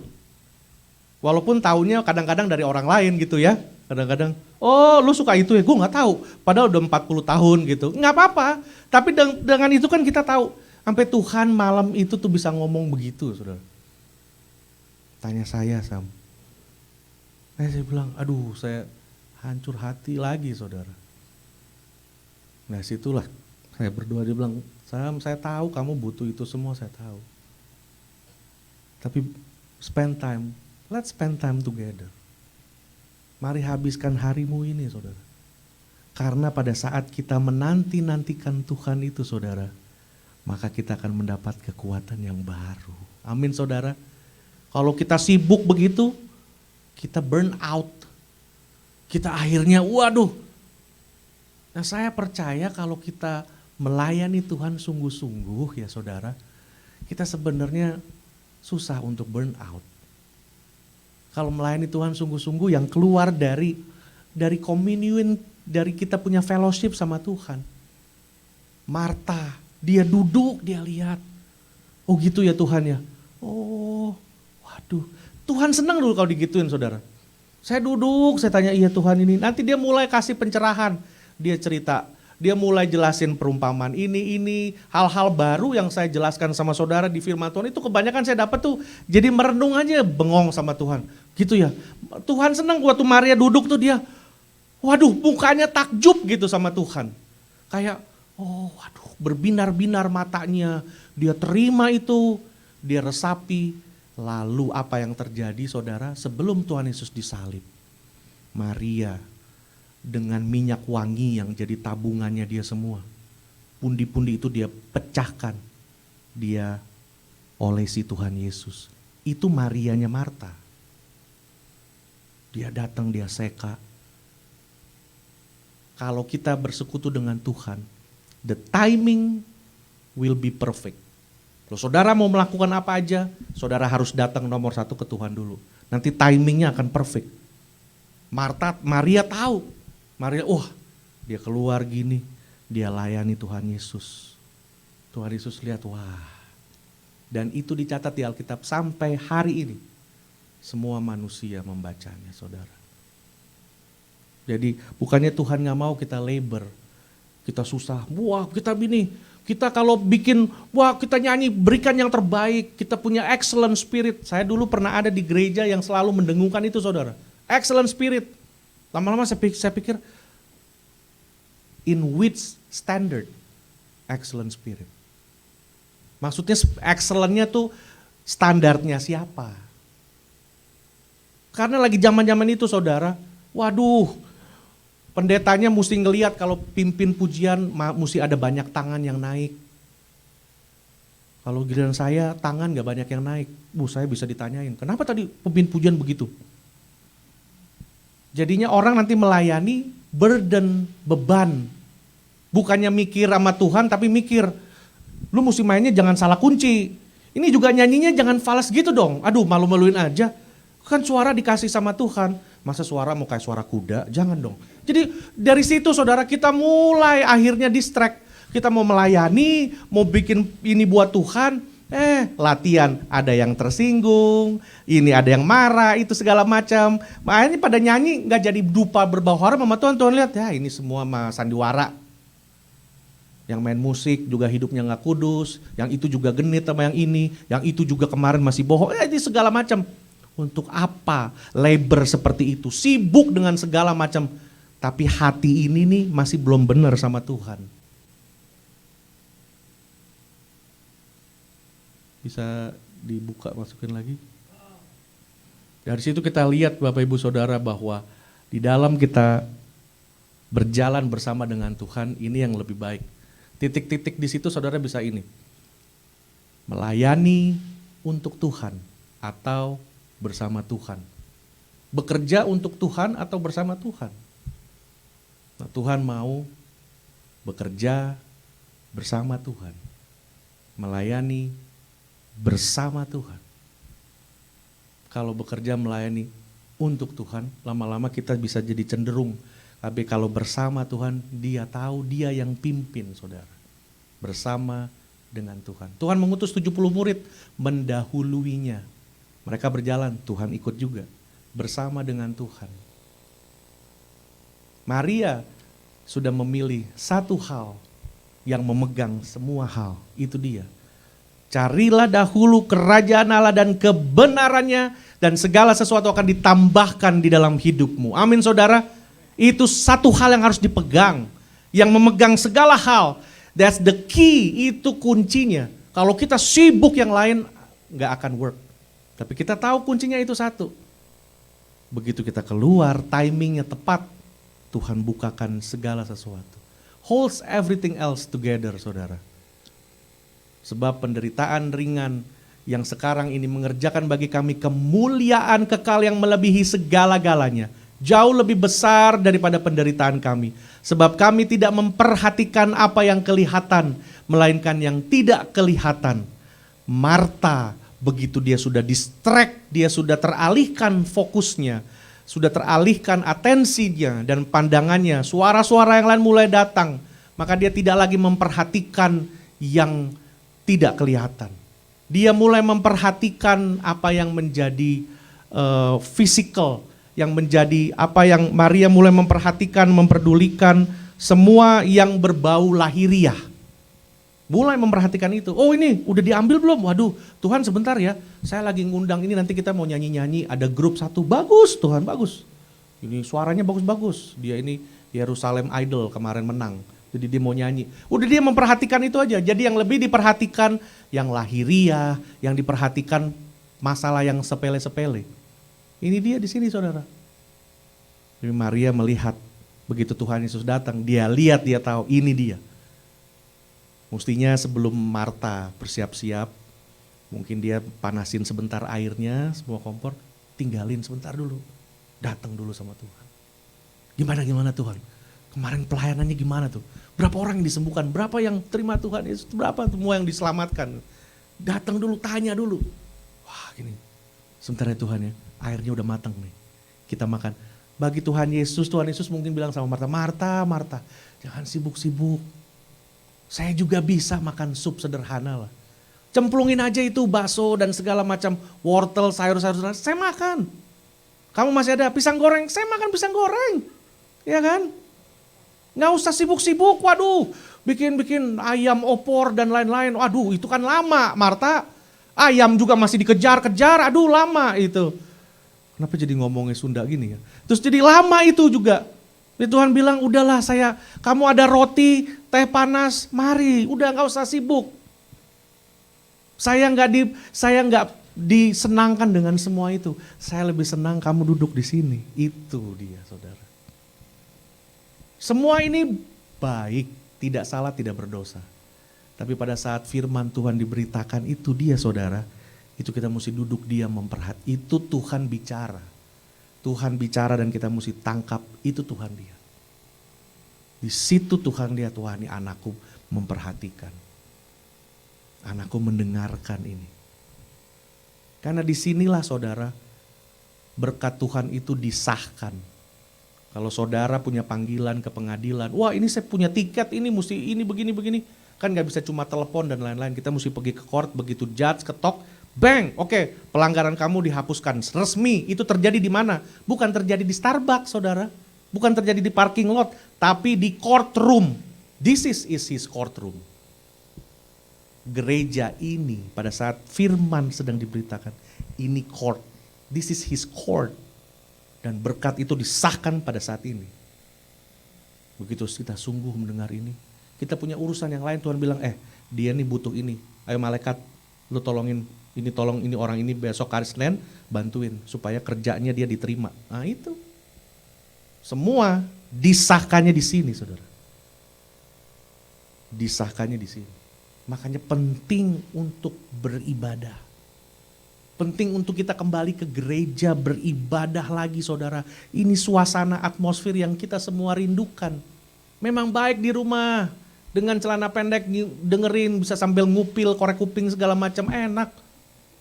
Tapi jauh lebih kita bisa benar-benar sungguh-sungguh Tuhan datang bersama-sama saudara. Dan di sini kita lihat bahwa sia-sialah kamu bangun pagi-pagi katanya. Duduk sampai jauh malam dan makan roti yang diperoleh dengan susah payah. Sebab ia memberikannya kepada yang dicintainya pada waktu tidur. Haleluya. Amin saudara. Dari situlah kita mau repot sibuk bikin kerja double, triple semua. Tapi kalau tidak pernah sama Tuhannya, Dia beri sama orang-orang yang lagi ngorok tuh ntar malam. Nah itu katanya datang tuh ke Baldwin Park. Pokoknya lu denger aja. Ada satu jalan yang orang ngorok paling gede. Nah itulah pendetanya itu. Itu katanya gitu ya. Turunin itu saya. Kirim berkata ketika itu. Diberikannya kepada yang dicintainya pada waktu tidur. Wah orang lagi tidur, kita sibuk kerja semua sampai waduh. Bukannya saya melarang itu semua saudara, tapi sekali lagi. Distraction, don't get distract. Jangan teralihkan perhatian kita, fokus kita sama Tuhan. The joy of the Lord is your strength. Sukacita daripada Tuhan adalah kekuatan kita saudara. Tetapi orang-orang yang menantikan Tuhan mendapat kekuatan baru. Mereka seumpama Raja Wali yang naik terbang dengan kekuatan sayapnya. Supaya mereka berlari dan tidak menjadi lesu. Mereka berjalan dan tidak menjadi lelah. Ini dia. The one thing saudara. Captured the one thing. Menangkap satu hal itu dia. Menanti-nantikan Tuhan. Duduk bersama Tuhan. Spend waktu bersama Tuhan. Tuhan tahu anak-anakmu semua sudah besar-besar. Sudah ada yang mau mencari pekerjaan, ada yang mau menikah, ada yang mau punya anak. Ada yang mau beli rumah dan lain segala macam. Dia tahu semuanya.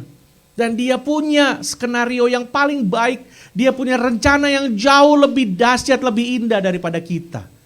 Karena itu apabila kita duduk sama dia, duduk sama Tuhan. Dan kita spend waktu sama Tuhan, maka Tuhan akan bilang, nih lihat nih, anak saya paling manis banget.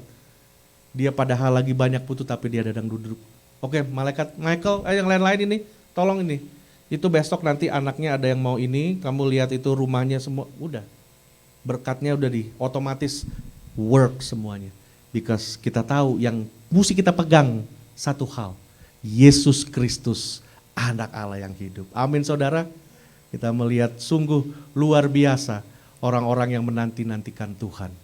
Dan kita percaya. Bisa klik ada next lagi mungkin Nano. Bahwa bersama dengan Tuhan, Tuhan Yesus katakan tinggallah di dalam aku dan aku di dalam kamu. Sama seperti ranting yang tidak dapat berbuah dari dirinya sendiri. Itu dia.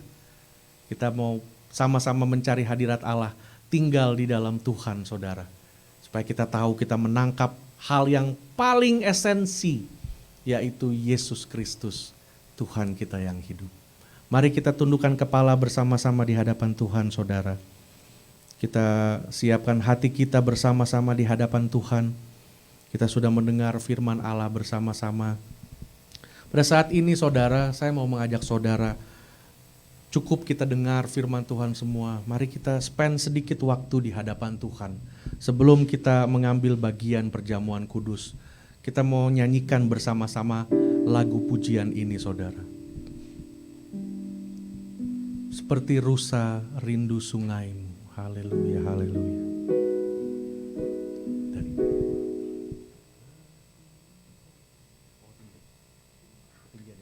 Yes, ketinggian.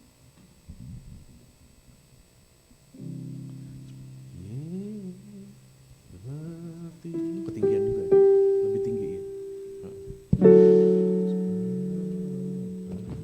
Oh enggak, diturunin lagi dari yang tadi ya. Haleluya, haleluya. Ya. Haleluya, haleluya. Seperti rusa rindu sungaimu Tuhan. Haleluya. Mari saudara kita sesaat kita mau menangkap satu hal yang penting, persekutuan kita dengan Tuhan. Kita tenggelam dalam hadirat-Nya.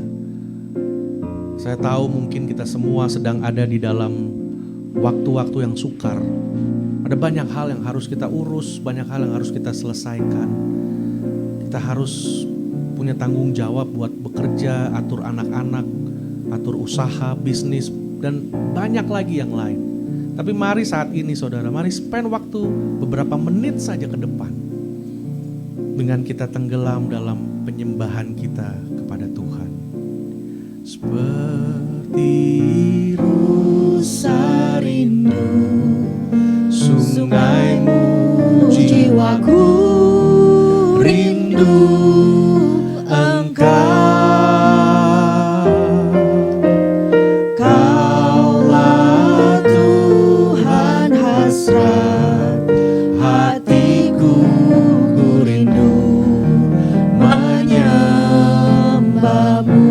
Sekali lagi, seperti rusa.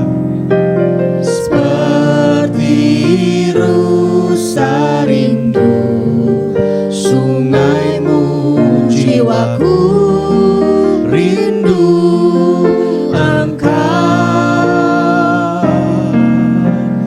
Kaulah Tuhan hasrat hatiku, ku rindu menyembahmu.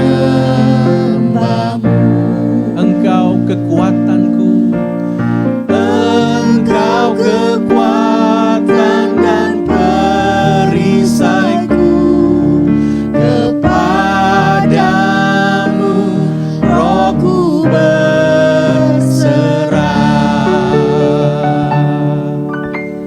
Kaulah Tuhan hasrat hatiku, ku rindu menyembahmu. bersama-sama Yesus, Yesus, Yesus, Yesus, Kau berarti bagiku.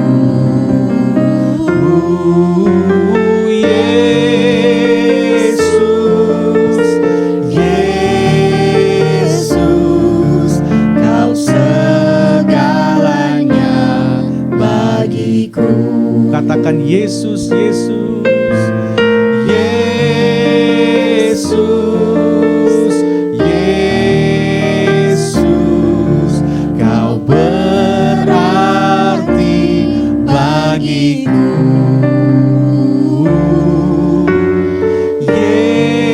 Yesus,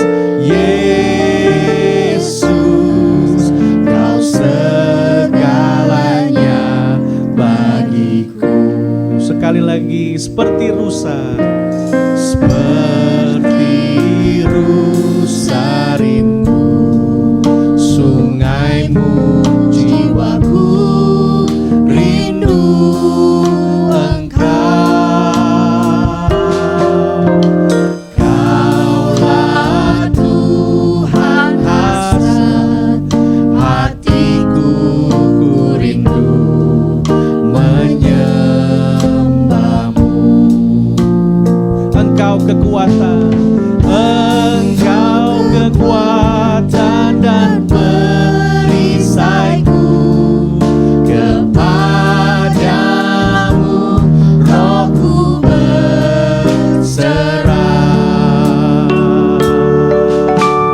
Kaulah Tuhan hasrat hatiku, ku rindu menyembahmu.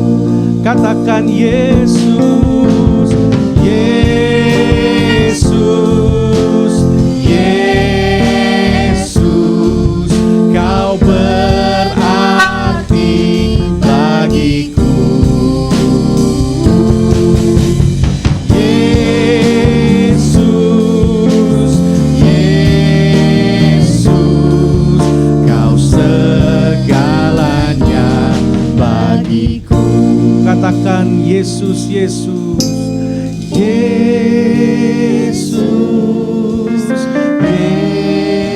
Yesus, Kau berarti bagiku. Singer akan nyanyikan pujian ini, haleluya. Kau segalanya bagiku ya Tuhan.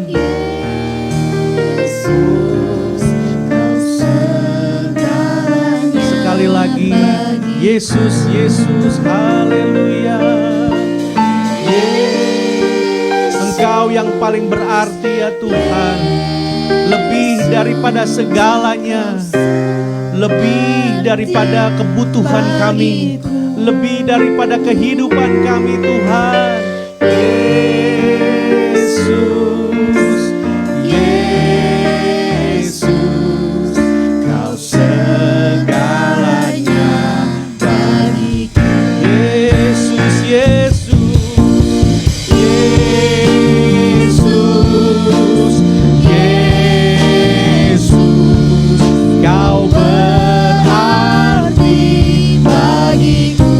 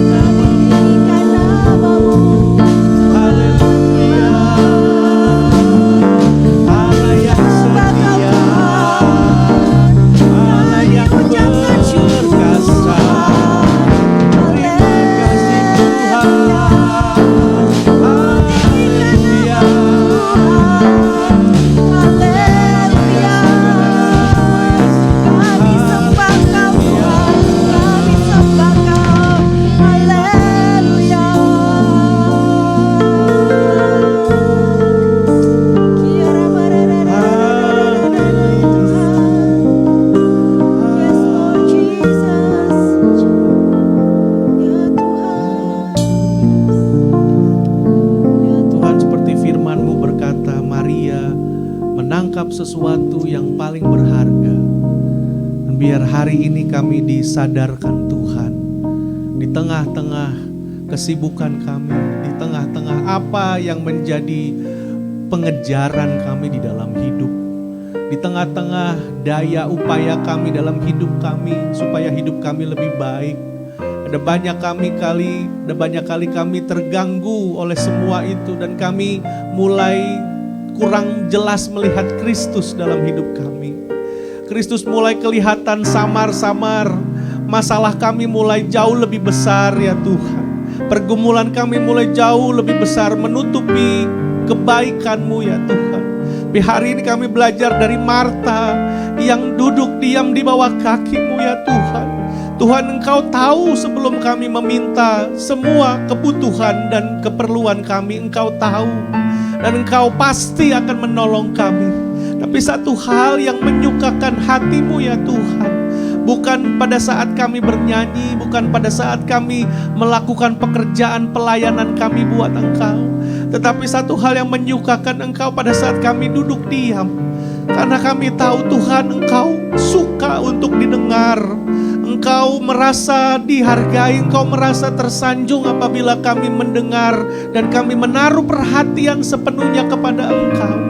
Lebih daripada perhatian kami bagi hidup dan bagi dunia ini ya Tuhan. Engkau mau hati kami, Engkau mau perhatian kami.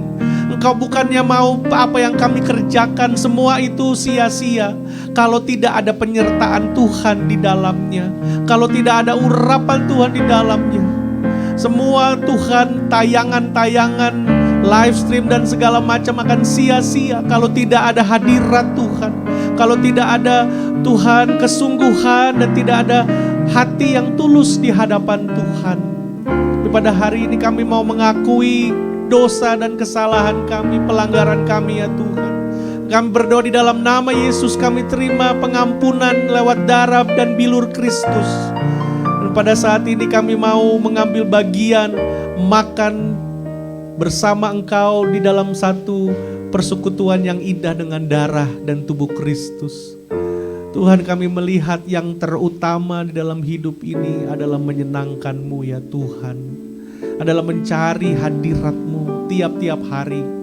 Karena di satu hal itu yang memegang kunci keberhasilan daripada segala hal yang kami kerjakan. Terima kasih ya Tuhan Yesus. Pada hari ini kami sungguh diberkati dan dibuka mata pikiran kami Tuhan, untuk lebih lagi mencari hadirat-Mu, mengasihi Tuhan dengan memberikan atensi kami, keberadaan kami kepada Tuhan. Terima kasih ya Bapa, terima kasih Tuhan. Sekarang kami masuk untuk mempersiapkan diri untuk mengambil perjamuan kudus. Biarlah Bapak Ibu Saudara boleh mempersiapkan roti dan anggur dimanapun saudara berada.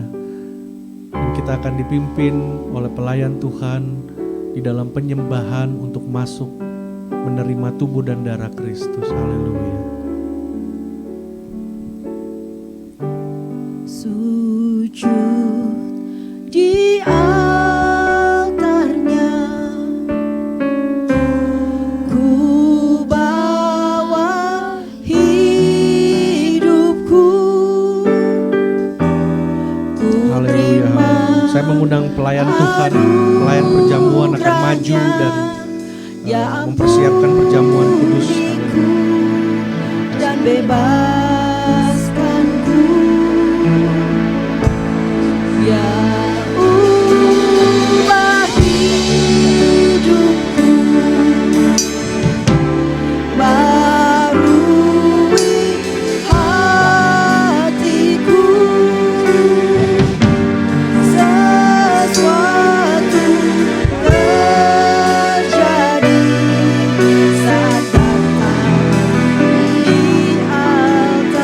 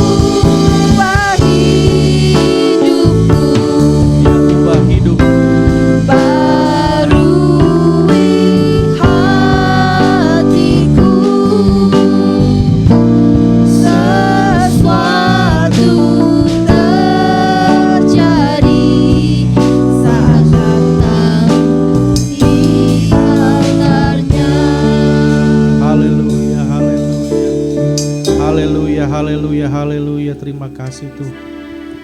Mari kita pegang roti di tangan kanan kita angkat. Haleluya, haleluya. Kami mengucap syukur Tuhan buat hari ini. Kesempatan yang luar biasa Tuhan masih berikan bagi kami untuk duduk makan semeja dengan Kristus lewat tubuh dan darah Kristus.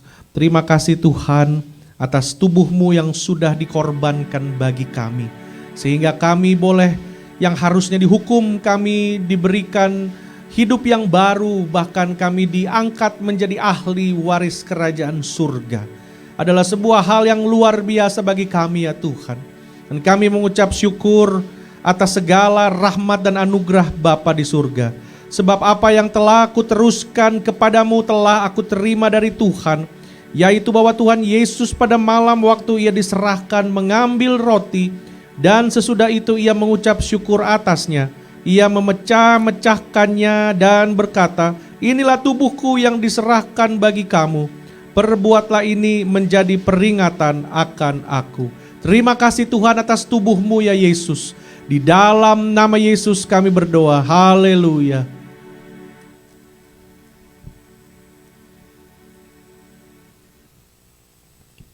Mari kita ambil cawan tangan kanan kita dan kita angkat. Haleluya.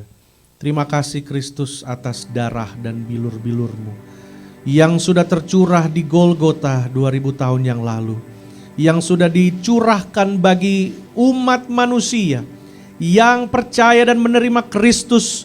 Maka kami akan disempurnakan, kami akan dibebaskan dari segala kutuk dan segala macam ikatan-ikatan dosa. Kami dilepaskan di dalam nama Yesus.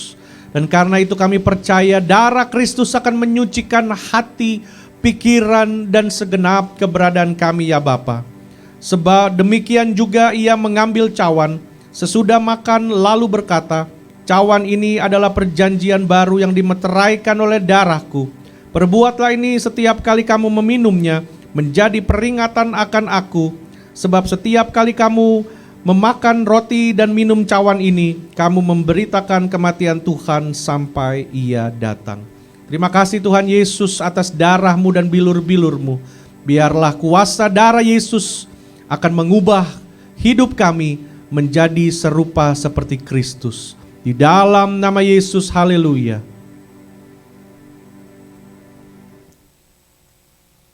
Haleluya, haleluya. Terima kasih Tuhan.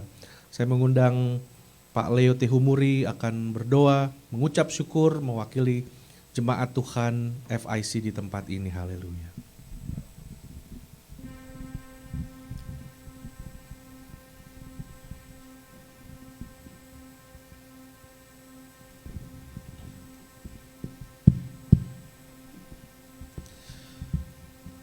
Jemaat FIC, mari kita tunduk bersama dan kita berdoa. Ya Bapa yang Maha Kuasa, kudus, kudus, kuduslah nama-Mu ya Tuhan. Jadilah kehendak-Mu di atas bumi seperti dalam surga.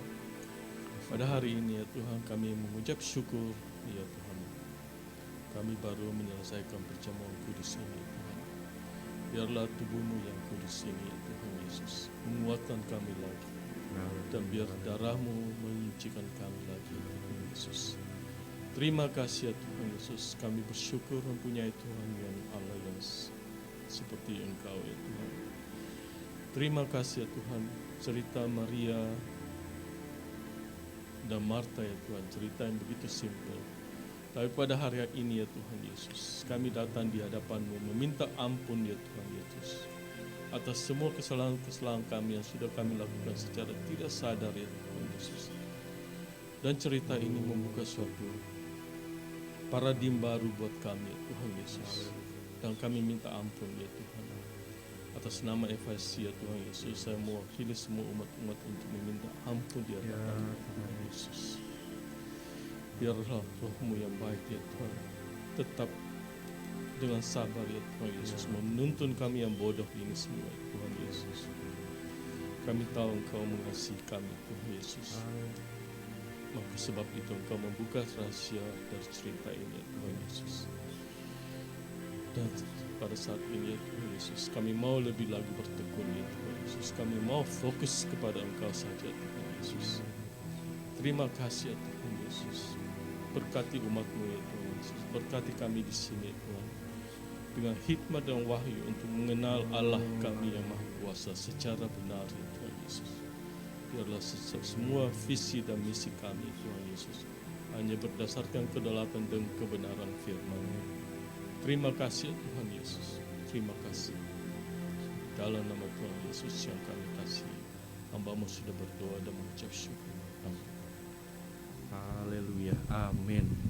Puji nama Tuhan, Bapak Ibu Saudara. Hari ini kita juga akan mendengarkan pengumuman dan beberapa hal penting yang akan disampaikan oleh Bapak Samuel Gosal. Puji nama Tuhan.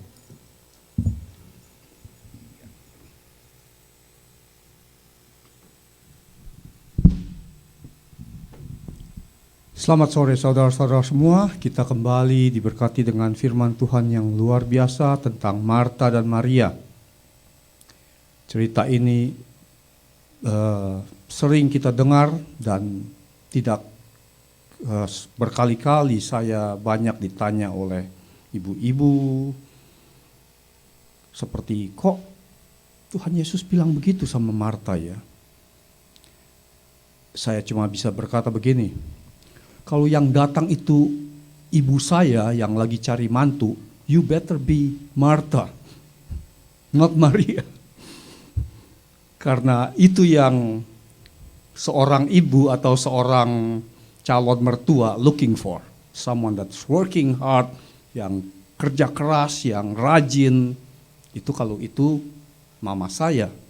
Tapi yang datang itu Kristus. Yang datang membawa firman, yang datang membawa good news.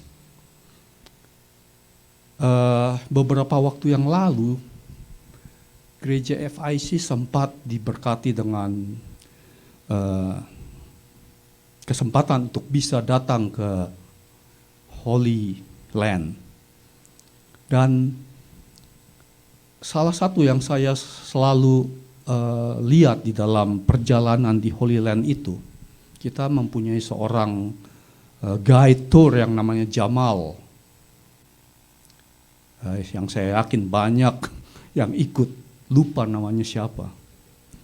Tetapi satu yang saya ingat benar-benar clear sampai sekarang ini, Jamal itu berusaha menerangkan tentang semua apa yang kita lalui di Holy Land. Tetapi yang saya lihat, banyak orang yang seperti Marta. Wah, begitu tiba di satu tempat semuanya foto-foto. Wah, forget about Jamal, I'm going to take picture. Pada hari ini, kita diberikan firman tentang Marta dan Maria. Yang Yesus datang ke rumah Marta, yang Marta ya seperti itu. Forget about Yesus yang lagi datang, saya lagi sibuk. Waktu saya di Holy Land, gak banyak orang yang mendengar atau fokus kepada guide tour kita Jamal. Rasanya saya satu-satunya tahu beberapa orang yang try, yang mencoba untuk mendengar apa yang dia coba kasih tahu tentang sumur di Mara apa. Dan pada akhir dari Holy Land Tour itu, Jamal memberikan satu pertanyaan. Satu pertanyaan yang gak ada yang bisa jawab. Dan yang bisa jawab siapa? Saya. Karena kenapa? Karena saya fokus ke semua yang dia terangkan tentang trip di Holy Land itu. Pada hari ini Pastor Sammy memberikan satu gambaran atau satu slide yang tentang distraction. Kalau Pak Nano bisa kasih tentang distraction slide itu. Yang distraction itu banyak terjadi di semua gereja. Karena kenapa? Karena pendetanya sedang berfirman, memberikan firman, tetapi semuanya distracted. Semuanya pada lihat ke telepon mereka. Jadinya fokus mereka semua ke telepon, Facebook, WhatsApp, whatever. Sehingga sesuatu yang penting mereka tuh lost, mereka tuh miss sesuatu yang penting. Dan itu firman Tuhan pada hari ini. Tuhan mau kita fokus kepadanya supaya kita can capture a good part. Karena kalau kita distracted, kita akan lost that good part. Karena good part itu yang Tuhan mau kita capture di dalam firman Dia.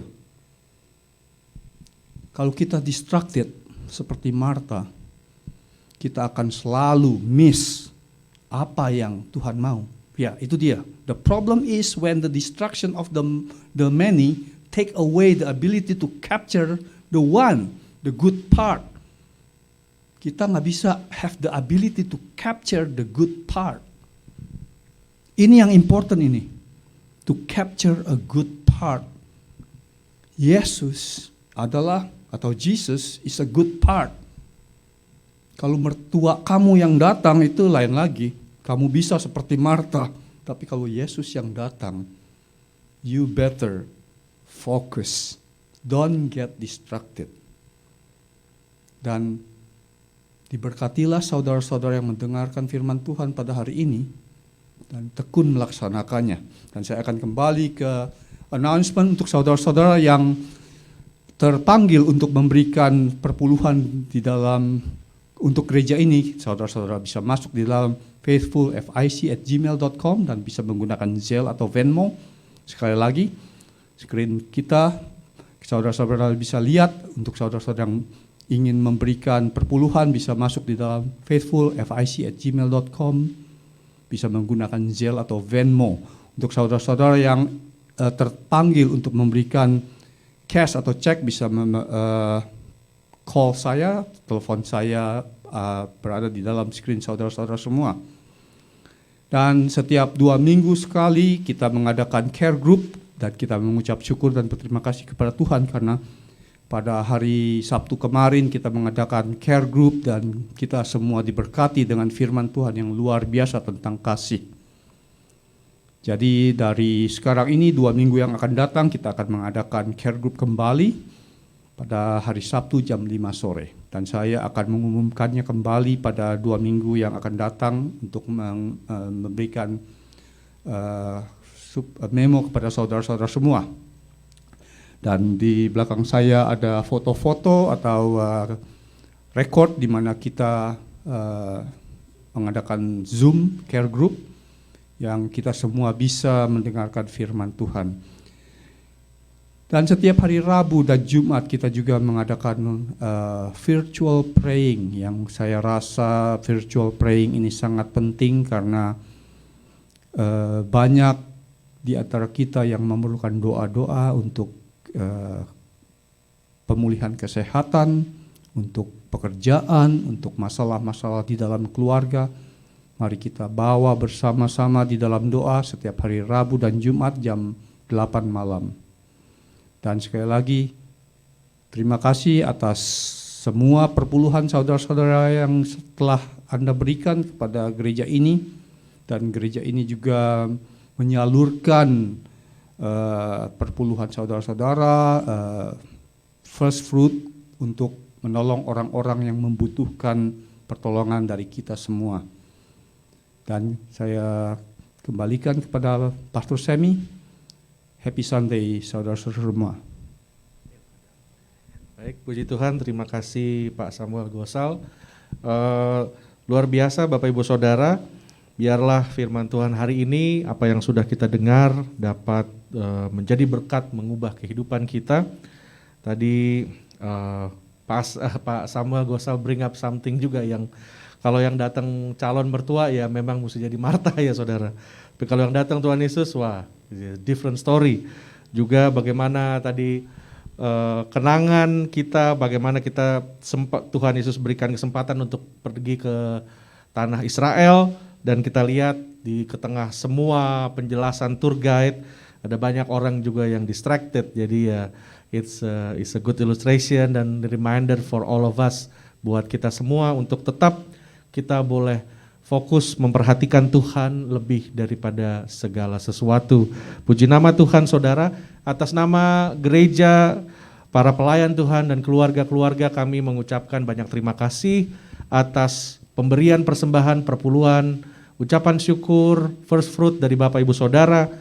Biarlah berkat Tuhan senantiasa berkelimpahan di dalam Bapak Ibu Saudara. Kami juga akan berdoa mengucap syukur buat tante-tante, Bapak Ibu Saudara yang sudah disuntik first dose dan yang akan dapat second dose. Kita akan berdoa terus juga buat ibu-ibu yang sudah saudara juga yang sudah dapat second dose, kita juga berdoa. Dan saudara, mari kita lihat semua ini sebagai salah satu kebaikan dan jawaban daripada Tuhan di dalam segala sesuatu yang sedang terjadi.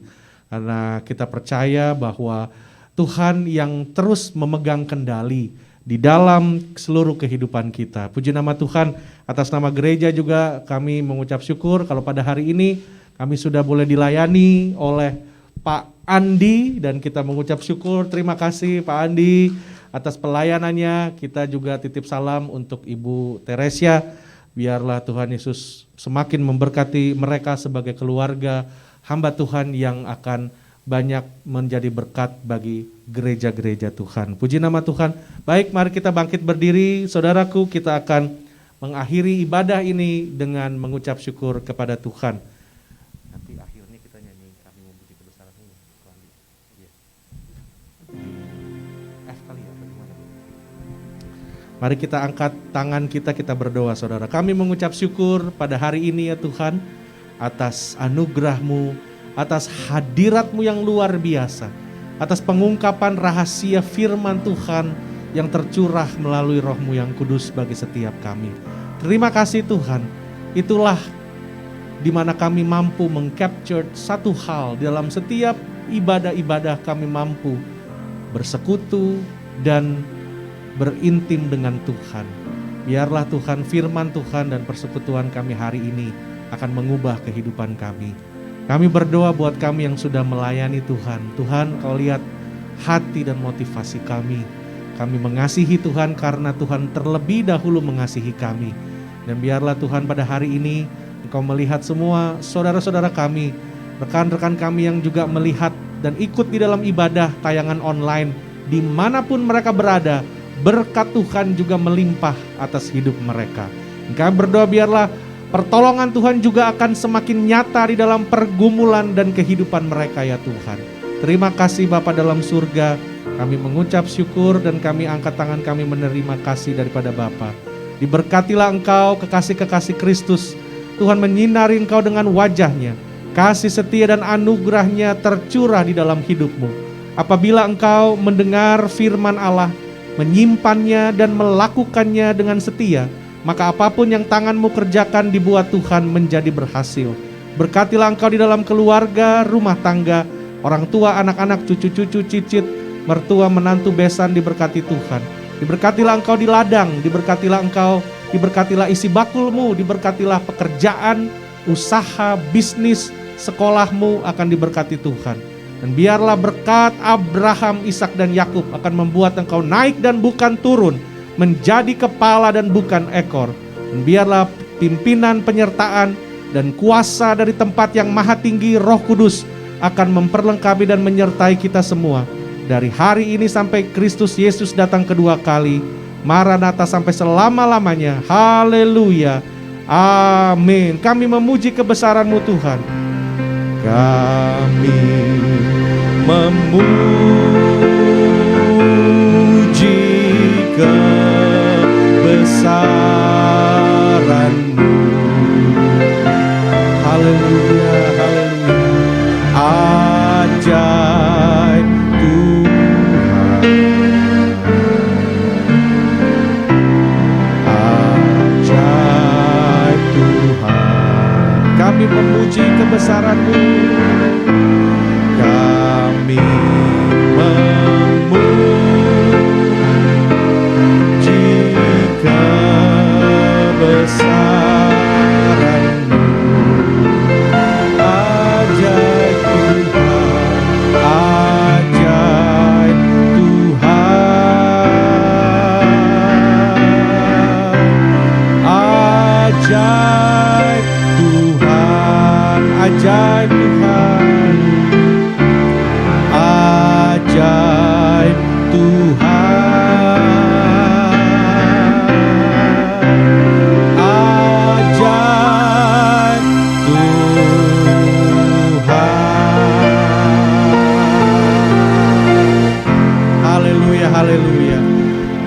kasih Tuhan Yesus, pada hari ini kami juga mau berdoa buat saudara-saudara kami yang akan disuntik second dose atau first dose, atau kami yang masih menunggu. Kami berdoa di dalam nama Yesus, biarlah Tuhan pengharapan kami ada di dalam nama Yesus.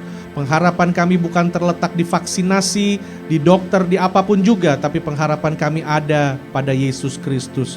Kami berdoa buat setiap kami yang mencari pekerjaan, yang sedang berusaha dan segala macam. Tuhan, berikanlah kami jalan keluar dan berikanlah pekerjaan yang datang daripada Tuhan. Terima kasih Tuhan, terima kasih Bapa. Kami yang juga sudah berjeri lelah, kami percaya berkat datang daripada Tuhan. Kami mau berdoa untuk Pak Andi dan Ibu Teresa, pakai dan berkati mereka dengan ajaib dan luar biasa. Biarlah Engkau berkati rumah tangga, hubungan mereka akan menjadi berkat bagi banyak orang. Terima kasih Tuhan Yesus, berkati persekutuan kami dan sisa hari ini kami serahkan ke dalam tangan-Mu. Di dalam nama Tuhan Yesus, haleluya, amin.